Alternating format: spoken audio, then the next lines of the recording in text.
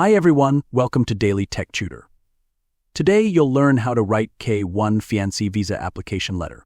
This letter is a formal document that confirms your genuine intent to marry your fiancé within 90 days of their arrival in the United States. You will begin your letter by providing your full name, address, city, state, zip code, email, phone number, and the date.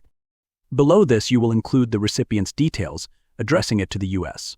Citizenship and Immigration Services along with the specific service center's address. Your subject line should clearly state Letter of Intent to Marry, K-1 Fiancée Visa application. To formally open the letter, use To Whom It May Concern.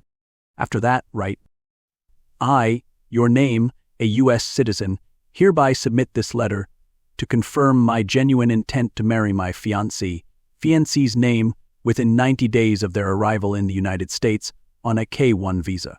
We have been in a committed relationship since date and have met in person on mentioned dates and locations.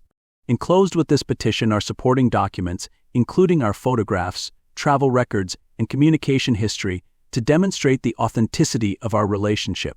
We sincerely request that our petition be approved so that we can begin our life together in the United States. Please feel free to contact me if any additional information is required. Thank you for your time and consideration. Sincerely, your full name, signature.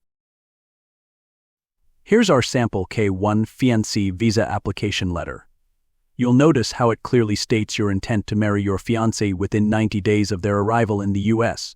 The letter confirms your genuine relationship, provides details of your commitment, and references supporting documents such as travel history and communication records. This letter helps Immigration Office understand your eligibility and sincerity in applying for the K-1 visa. And with that, I conclude today's tutorial.